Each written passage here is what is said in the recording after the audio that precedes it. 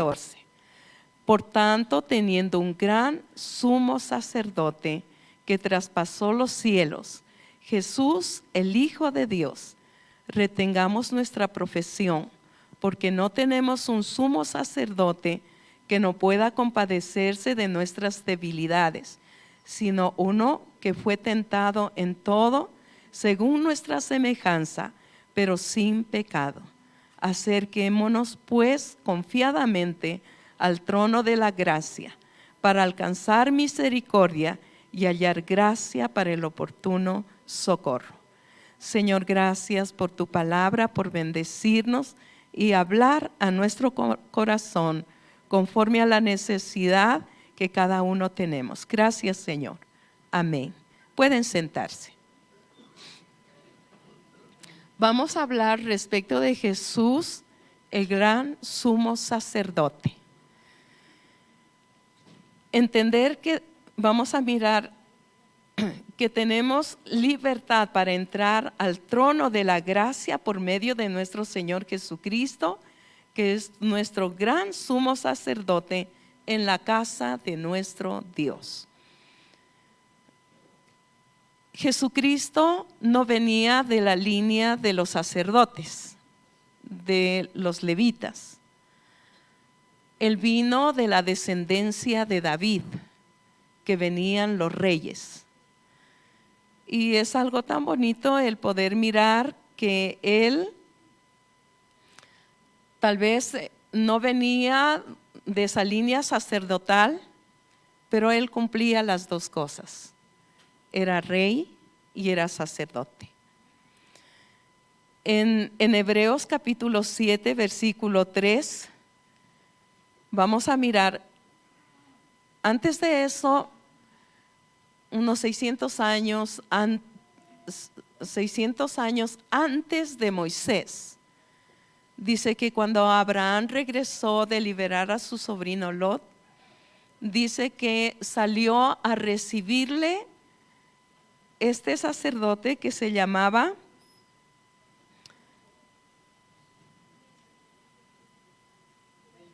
Melquisedec.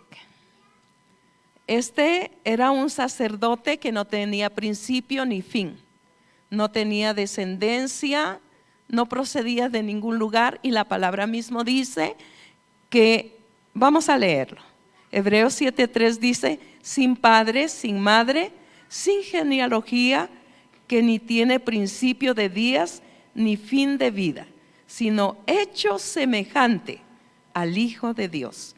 Permanece sacerdote para siempre. Considerad pues cuán grande era este, a quien aún Abraham, el patriarca, le dio los diezmos del botín. Entonces podemos mirar, antes de Moisés hacían sacrificios, pero no eran los sacerdotes, porque todavía no era establecido la línea sacerdotal de los levitas.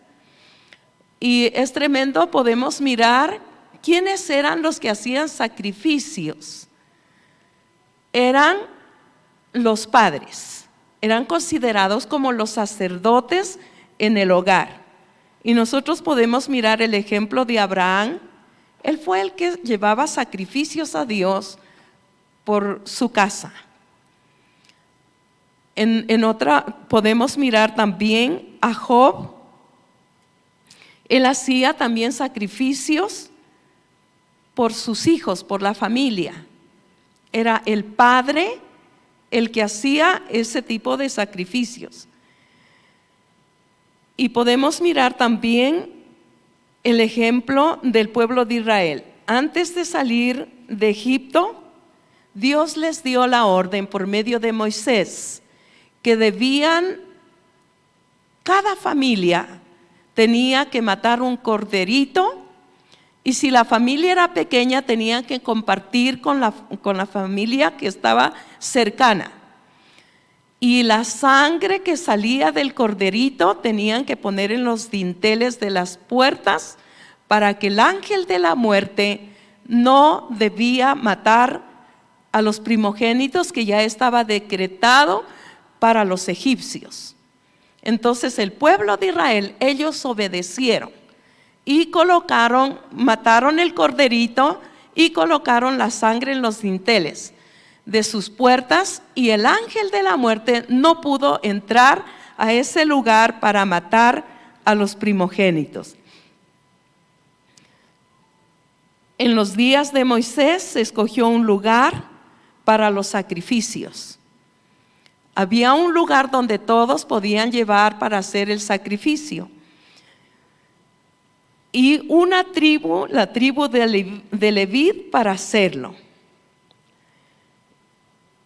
Pero más tarde se escogió otra tribu. Y esa tribu era por donde debían venir los reyes. Y esa era la tribu de Judá.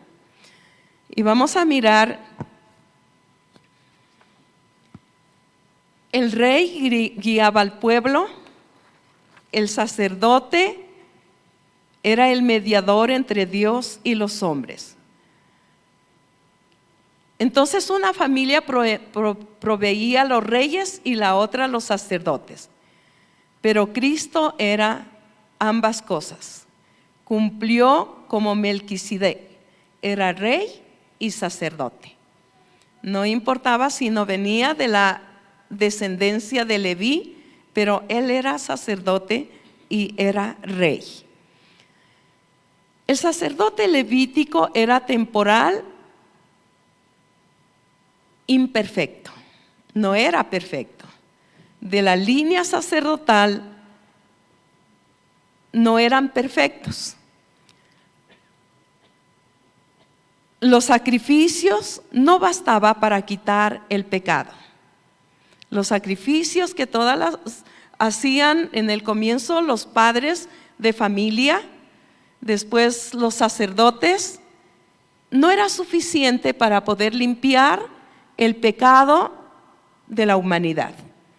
En Hebreos capítulo 10, versículo 4 dice: porque la sangre de los toros y de los machos cabríos no puede quitar los pecados. Entonces podemos darnos cuenta que la sangre, aunque ellos ponían, no podía limpiar el pecado de las personas. Y vamos a mirar el nuevo pacto sin defecto. En Hebreos capítulo 8, versículo 9 dice: no como el pacto que hice con sus padres, el día que los tomé de la mano para sacarlos de la tierra de Egipto, porque ellos no permanecieron en mi pacto, y yo me desentendí de ellos, dice el Señor. Por lo cual este es el pacto que haré con la casa de Israel después de aquellos días, dice el Señor. Pondré mis leyes en la mente de ellos, y sobre sus corazones las escribiré, y seré a ellos por Dios, y ellos me serán a mí por pueblo. Y ninguno enseñará a su prójimo, ni ninguno a su hermano, diciendo: conoce al Señor, porque todos me conocerán, desde el menor hasta el mayor de ellos. El pacto antiguo tenía que acabarse. Ese era el pacto de la ley, que nadie lo pudo cumplir. Pero ahora este pacto, que era sin defecto, y aquí nos habla fue tan difícil para el pueblo de Israel, aunque el Señor los tomó de la mano para sacarlos y llevarlos, pero sin embargo ellos se apartaron del amor del Señor.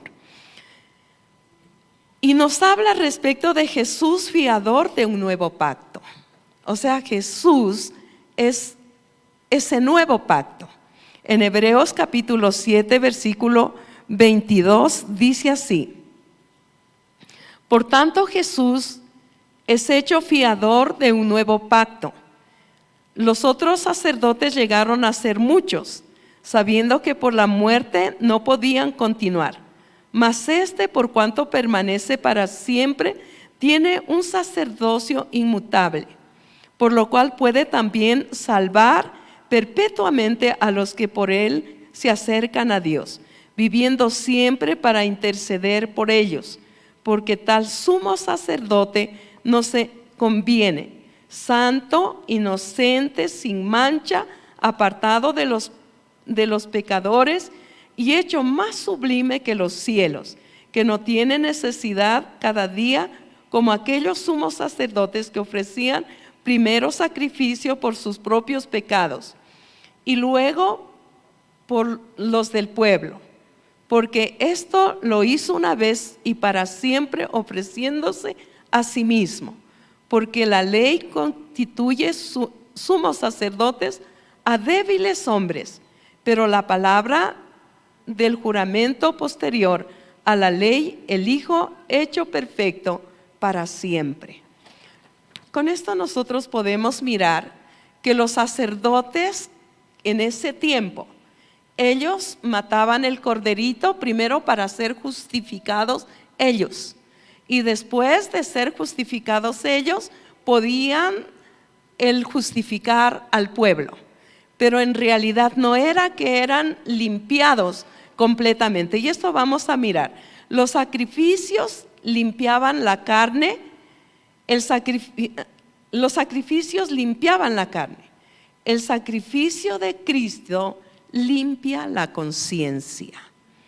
O sea, es tremendo porque el sacrificio el otro limpiaba, quedaban como por un momento limpios, justificados de su pecado por el sacrificio que ellos hacían, los sacerdotes.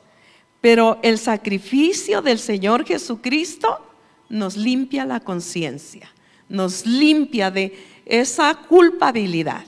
En Hebreos capítulo 9, versículo 11 dice: pero estando ya presente Cristo, sumo sacerdote de los bienes venideros, por el más amplio y más perfecto tabernáculo, no hecho de manos, es decir, no de esta creación, y no por sangre de machos cabríos ni de becerros, sino por su propia sangre, entró una vez para siempre en el lugar santísimo, habiendo obtenido eterna redención. Porque si la sangre de los toros y de los machos cabríos y las cenizas de la becerra rociada en los inmundos santificaba para purificación de la carne, cuánto más la sangre de Cristo, el cual mediante el Espíritu eterno se ofreció a sí mismo sin mancha a Dios, limpiará vuestras conciencias de obras muertas para servir al Dios vivo. Con mucha claridad podemos mirar que los sacrificios que hacían los sacerdotes solo limpiaba la carne, pero el sacrificio del Señor Jesucristo limpió nuestra conciencia, nos justificó. En Hebreos capítulo 9, versículo 23 dice así: fue pues necesario que la figura de las cosas celestiales fuesen purificadas así, pero las cosas celestiales mismas con mejores sacrificios que estos, porque no entró Cristo en el santuario hecho de manos, figura del verdadero, sino en el cielo mismo, para presentarse ahora por nosotros ante Dios, y no para ofrecer muchas veces, como entra el sumo sacerdote en el lugar santísimo cada año con sangre ajena. De otra manera le hubiera sido necesario padecer muchas veces desde el principio del mundo, pero ahora en la consumación de los siglos se presentó una vez para siempre por el sacrificio, asimismo para quitar de en medio el pecado. Y de la manera que está establecido para los hombres que mueran una sola vez y después de esto el juicio, así también Cristo fue ofrecido una sola vez para llevar los pecados de muchos, y aparecerá por segunda vez sin relación con el pecado para salvar a los que a él le esperan. Antes se tenía que entrar por medio del sacrificio de un cordero, un macho cabrío. Las cenizas, es tremendo, ¿verdad? Yo creo que solamente el que tenía, fíjese usted, tiene un macho cabrío, tiene un cordero, tiene algo para ir llevando en sacrificio. Qué difícil, ¿verdad? Pero qué bueno, porque el Señor Jesucristo lo hizo a tiempo. Y lo hizo para que nosotros pudiéramos entrar con libertad. En Hebreos capítulo 10, versículo 11 dice: ciertamente todo sacerdote está día tras día, ministrando y ofreciendo muchas veces los mismos sacrificios que nunca pueden quitar los pecados. Que nunca pueden quitar los pecados. Pero Cristo, habiendo ofrecido una vez para siempre un solo sacrificio por los pecados, se ha sentado a la diestra de Dios. De ahí en adelante, esperando hasta que sus enemigos sean puestos por estrado de sus pies, porque con una sola ofrenda hizo perfecto para siempre a los santificados. Es algo tan bonito el poder mirar. Él lo hizo una vez para siempre. Los sacerdotes en ese tiempo, cada día llegaba una persona, pues llevando su corderito, tal vez hasta cansados, ¿verdad? Porque terminaban por una persona o una familia, y después por otra y por otra, y no limpiaba el pecado. Es tremendo, pero después nosotros podemos mirar el sacrificio del Señor Jesucristo en la cruz del Calvario fue diferente. Él tuvo que presentarse él mismo, y no fue tan fácil, fue muy doloroso. El Señor Jesús dice que oró por 3 veces, y por 3 veces le dijo: Señor, si es posible, pasa de mí esta copa, pasa de mí esto. El sacerdocio humano se terminó. Es tremendo, ¿verdad? Se terminó. Tenía que terminarse el sacerdocio humano. Caifás era el sumo sacerdote en el tiempo del Señor Jesucristo. La vestimenta que usaba el sumo sacerdote no podía romperse nunca.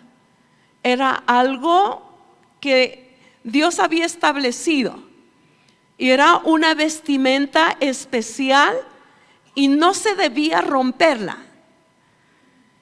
Caifás, el sumo sacerdote, rompió su vestidura sagrada. Era bien hecha para no destruirse, y era prohibido rasgarla.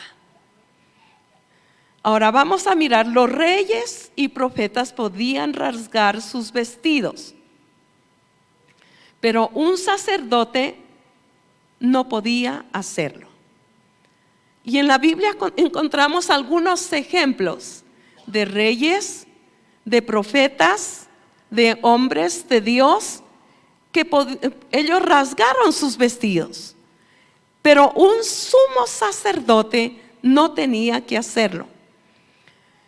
El rey David, en 2 de Samuel capítulo 13 versículo 31 dice: entonces levantándose David, rasgó sus vestidos y se echó en tierra, y todos sus criados que estaban junto a él también rasgaron sus vestidos.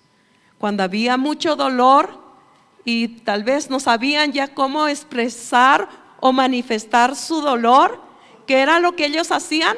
Rasgaban sus vestidos y se tiraban en el piso. Otro de los ejemplos, el rey Josías, cuando encuentra el libro de la ley, la palabra del Señor.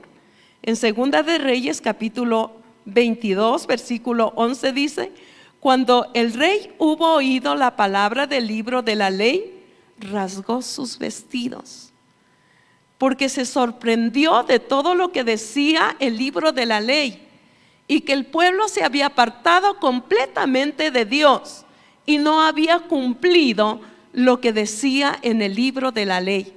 Y le trajo tanto dolor y no pudo más. El rey Josías y rasgó sus vestidos, porque eran cosas asombrosas que hablaba si ellos no obedecían el libro de la ley.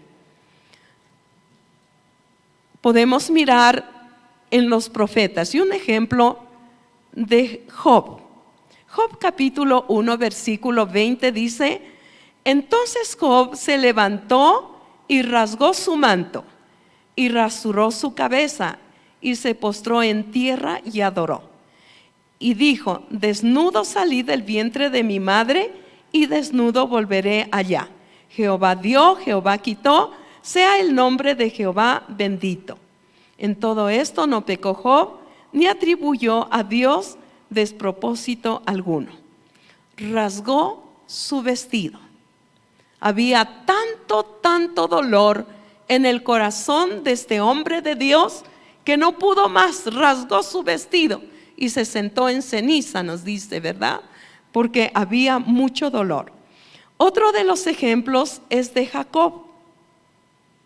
Dice que rasgó sus vestidos cuando se enteró que su hijo José había muerto. Cuando le llegaron con la mentira, porque nosotros sabemos la historia, a José sus hermanos lo vendieron a los ismaelitas, ¿verdad? Pero ellos, para justificar, porque su padre lo mandó a verlos a ellos, entonces le llevaron la túnica de José manchada de sangre. Reconoce si esto es de tu hijo. Y cuando Jacob miró, dice que rasgó sus vestidos porque tenía mucho dolor.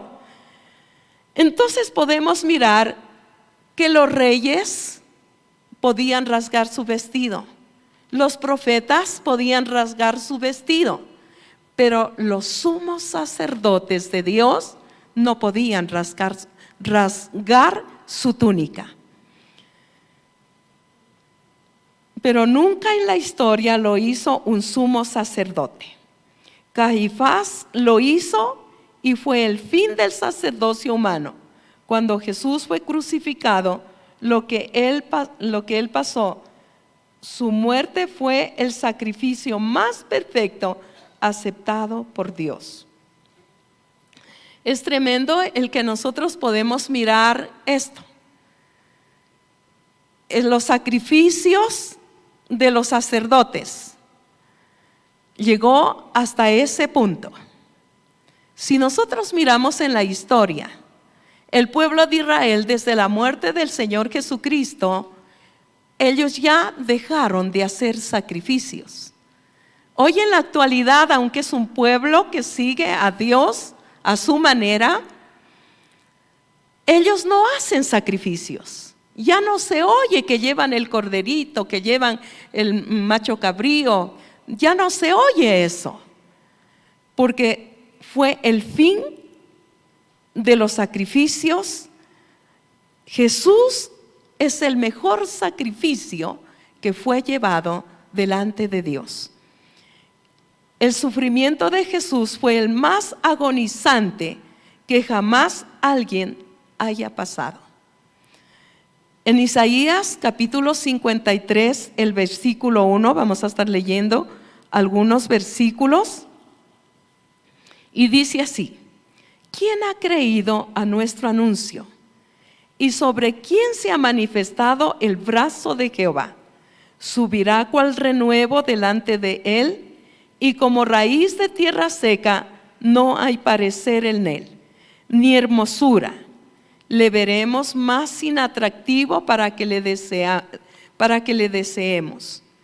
Despreciado y desechado entre los hombres, varón de dolores, experimentado en quebranto, y como que escondimos de él el rostro, fue menospreciado y no lo estimamos. Ciertamente llevó él nuestras enfermedades y sufrió nuestros dolores, y nosotros le tuvimos por azotado, por herido de Dios y abatido. Mas él herido fue por nuestras rebeliones, molido por nuestros pecados. El castigo de nuestra paz fue sobre él, y por sus llagas fuimos nosotros curados. Todos nosotros nos descarriamos como ovejas, cada cual se apartó por su camino, mas Jehová cargó en él el pecado de todos nosotros. Angustiado él y afligido, no abrió su boca, como cordero fue llevado al matadero, y como oveja delante de sus trasquiladores, enmudeció y no abrió su boca. Por cárcel y por juicio fue quitado. Y su generación, ¿quién la contará? Porque fue cortado de la tierra de los vivientes. Y por la rebelión de mi pueblo fue herido. Y se dispuso con los impíos su sepultura, mas con los ricos fue su muerte. Aunque nunca hizo maldad, ni hubo engaño en su boca, con todo eso Jehová quiso quebrantarlo, sujetándolo a padecimiento, cuando haya puesto su vida en expiación por el pecado. Verá linaje, vivirá por largos días, y la voluntad de Jehová será en su mano prosperada. Esto era una profecía del profeta Isaías, que eso se cumplió cuando Jesucristo vino aquí a la tierra. No fue fácil, pero Él tenía que venir para que se cumpliera ese nuevo pacto, porque el pacto antiguo no se pudo cumplir, pero ahora con el Señor Jesucristo, Él se presentó para que ya no haya más sacrificios, y el único sacrificio que el Señor lo aceptó fue el sacrificio de su Hijo Jesucristo en la cruz del Calvario. Es tremendo el poder mirar. Nadie ha sufrido tanto, nadie ha padecido injustamente. Es tremendo cómo le hizo pasar todo ese sufrimiento para que ahora ya Jesús ya vino. Él ya pagó ese precio, fue ese cordero inmolado, y ahora Él se sentó a la diestra de Dios, y nosotros podemos entrar. Y vamos a mirar, Dios puso atención en el sacrificio de su Hijo. La palabra nos dice que el día que el Señor estuvo ya en la cruz, crucificado, sería más o menos como las 12 del día, de 12 a 3 de la tarde. Dice que se oscureció completamente. Debe haber sido asombroso que en el día 12 del día, donde el sol permanece, ¿verdad?, como más fuerte todavía, se oscureció. Jesús estaba en la cruz, y el Señor, Dios el Padre, Él estuvo pendiente de la muerte de su Hijo, y por eso se oscureció. Hubo tinieblas desde las 12 del día hasta las 3 de la tarde. La ciudad estaba llena de visitantes de todas partes, porque era una fiesta de los judíos. Y se imagina en esa fiesta de los judíos y que se oscurezca todo. Dios puso asunto en todo eso. Y algo sorprendente que sucedió cuando Jesús, Él dijo: consumado es, todo está terminado. Dice que en el templo había un lugar, dice que separaba el lugar santo del lugar santísimo. Y en el lugar santísimo no estaba a la vista de todos. Ellos solo miraban una cortina y nada más. Y el sacerdote que tenía que entrar, el sumo sacerdote, no el sacerdote, sino el sumo sacerdote que tenía que entrar a ese lugar santísimo, él tenía que primero hacer un sacrificio por él y luego por el pueblo. Y la vestimenta que él usaba era una vestimenta especial. y tenía alrededor de su vestimenta campanitas, y le colocaban una soga en su pie, que cuando él entraba, cruzaba al lugar santísimo. Si él no se había santificado, si todavía había pecados en su vida, el Señor podía acabar con ese hombre, ese sumo sacerdote que entraba a ese lugar. Y cuando él se paseaba por adentro en el lugar santísimo, se oía que él caminaba, porque las campanitas le sonaban. Pero cuando escuchaban que ya no sonaba, algo había sucedido. Entonces lo único que tenían que hacer era alar la soguita y sacarlo ya muerto, porque nadie podía entrar a ese lugar si no andaba correctamente delante de Dios. ¿Se imagina qué terrible? Si el Señor hiciera eso aquí, ¿cuántos quedaríamos muertos, verdad? Pero la misericordia del Señor ha sido tan grande. Qué tremendo. Bendito sea el Señor. Bendito sea el Señor.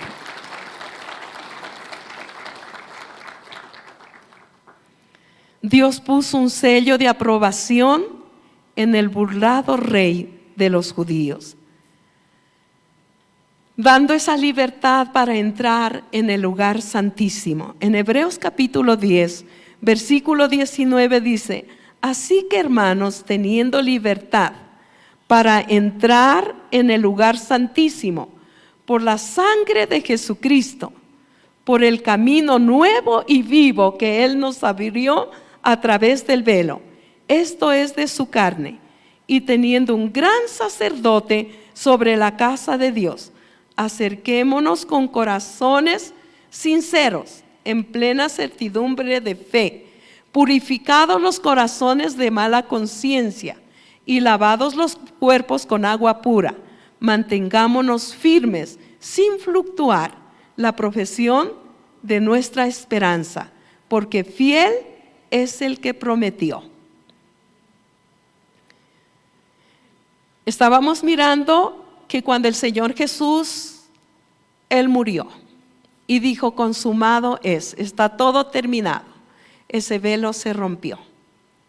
Era lo más sagrado que los judíos tenían, y que ninguna persona podía entrar a ese lugar sino solo el sumo sacerdote, y una vez al año, en el día del perdón, dice, que celebraban el día del perdón. En ese día podía entrar.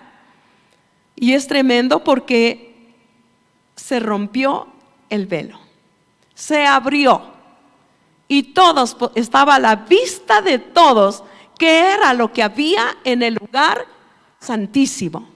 Ya no había un impedimento. Ese impedimento se ha terminado, se acabó, ya no hay.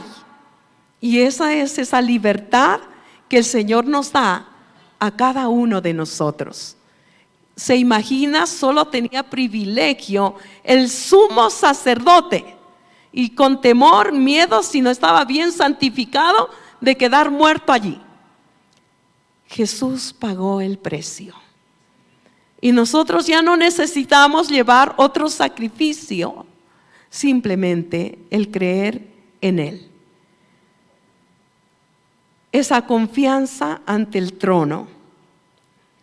En Hebreos capítulo 4, versículo 16, dice la palabra: acerquémonos pues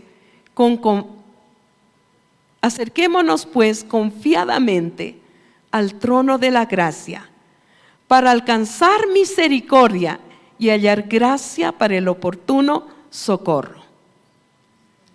Acerquémonos pues. Esto es tremendo, es como un llamado que el Señor nos llama a esa oración.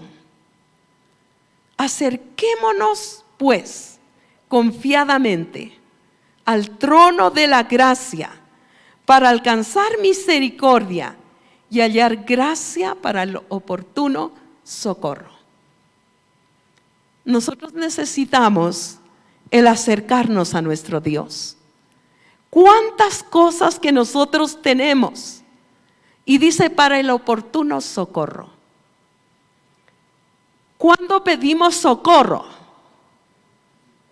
Cuando está enfermo, cuando hay problemas en el matrimonio, cuando en lo económico no anda bien, cuando hay problemas.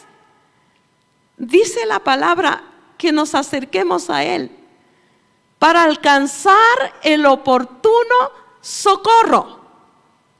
Y a veces nosotros buscamos el socorro a donde no deberíamos buscar socorro. El mejor socorro que nosotros podemos encontrarlo es en el Señor. Y Él sí nos dará la respuesta. Usted equivocadamente vamos a buscar el socorro donde el tío rico o donde ese familiar que tal vez ve que tiene, y no hubo el oportuno socorro. Pero de Él sí viene el oportuno socorro. Y este versículo es como una llamada de atención que el Señor nos llama a esa oración, a buscarlo al Señor. Y en la oración encontramos el oportuno socorro. Cuando te encuentras en la prueba, en la dificultad, donde tal vez no puedes pedir socorro a alguien, no hay nadie. Y qué importante, solamente puedes caer de rodillas o gritar, socorro, Señor. Yo he visto el oportuno socorro del Señor. A donde nadie me ha podido defender, Él ha estado para socorrerme. En alguna ocasión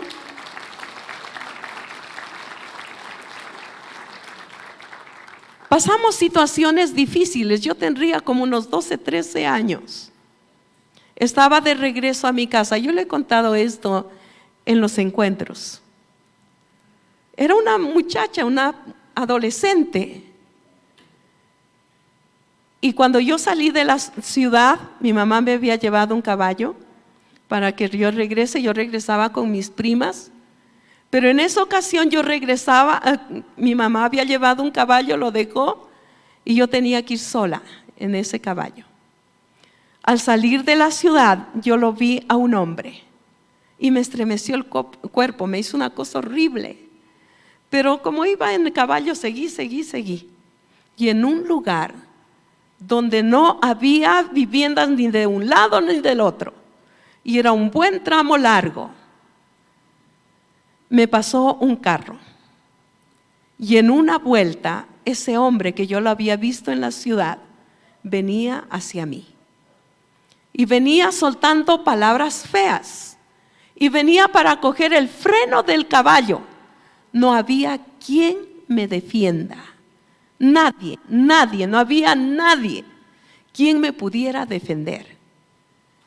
Y ese hombre pues venía, él encontró a lo mejor lo mejor. Y es tremendo. Yo no sabía cómo defenderme. Pero ni siquiera el hombre llegó a coger el freno del caballo. Y de lo profundo de mi interior salió una voz. Y grité, ¡Jesús! Y cuando grité ese nombre, este hombre retrocedió para atrás. Y miraba para un lado y para el otro. Y después corría despavorido ese hombre. Llegó a un bordo, se tiró y corría. Yo lo podía ver porque estaba en el caballo. Y yo dije, ¿qué le pasó a este hombre? El socorro del Señor. Bendito sea el Señor. Siempre el socorro del Señor estará para los hijos de Dios. Se rompió ese velo y tenemos libertad en cualquier lugar. La mujer samaritana le dijo, Señor, nosotros adoramos en ese monte. Ustedes en Jerusalén, ¿qué dices tú, Señor? Y le dijo, créeme, mujer, que la hora ha llegado, que ni en ese monte ni en Jerusalén, sino que Él se agrada de los que le adoran en espíritu y en verdad. en cualquier lugar. Bendito sea el Señor.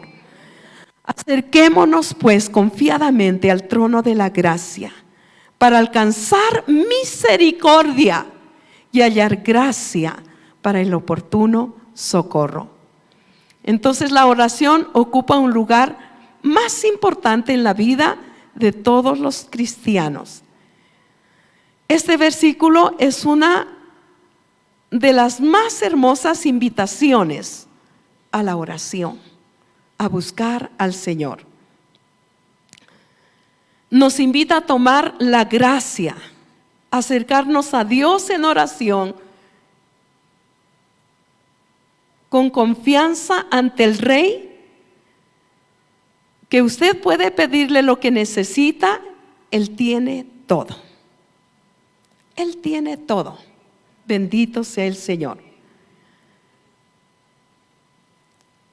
Entonces vengamos confiadamente al trono de la gracia sin reservas,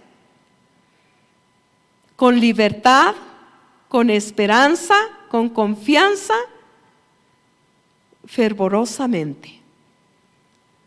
Si usted va donde ese familiar, le va a decir no.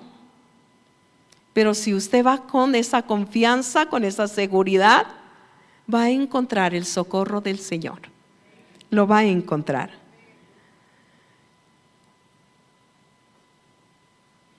Vamos a mirar la gran razón de nuestra confianza para acercarnos a Dios es nuestro Señor Jesucristo. Es una tremenda bendición. Nosotros lo amamos al Señor Jesús porque Él nos amó primero. Él entregó su vida por nosotros. El mejor sacrificio que nuestro Dios lo aceptó, lo recibió.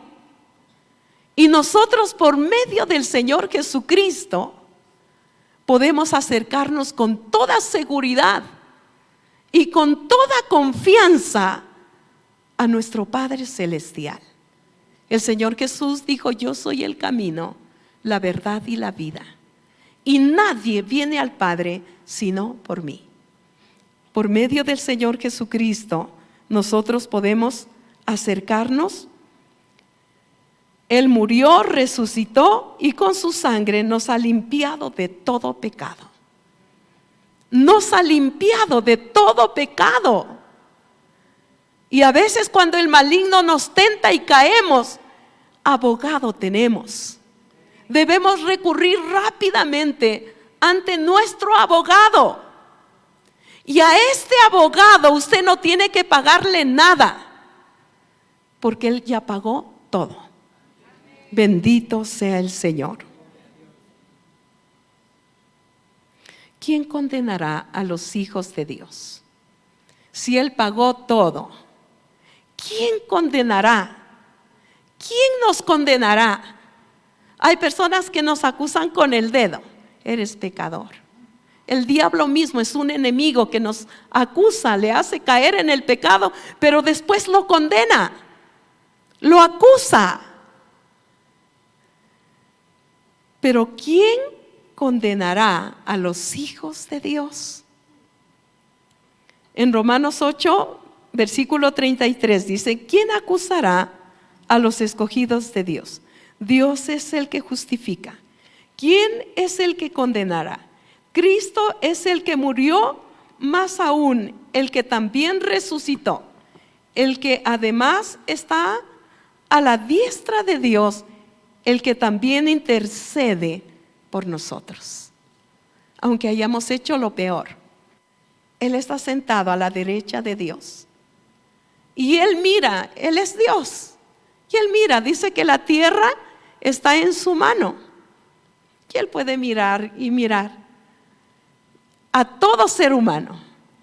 Y a veces uno diría: pero somos como hormigas, cantidades. Pero Él tiene cuidado de cada uno. Bendito sea el Señor.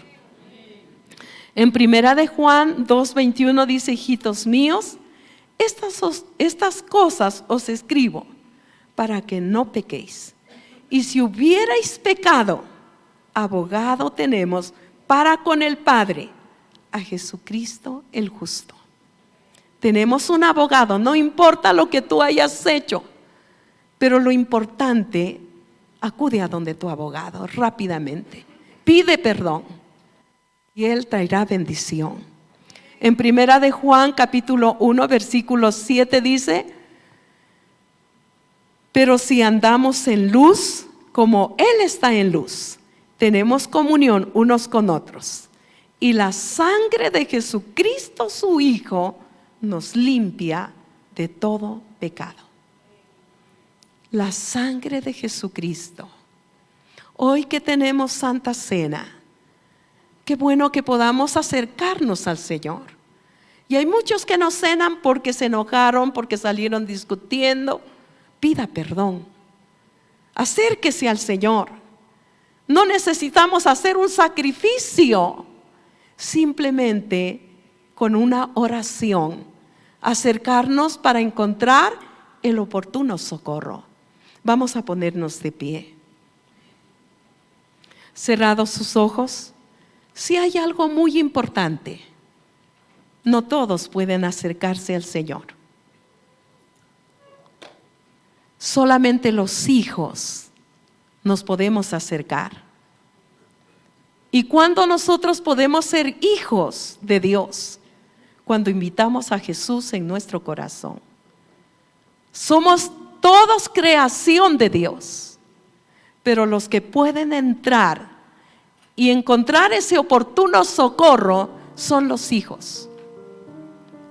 Los que no tienen a Jesús en su corazón andan pecando y hacen lo que quieran, mienten, roban, no les importa la vida.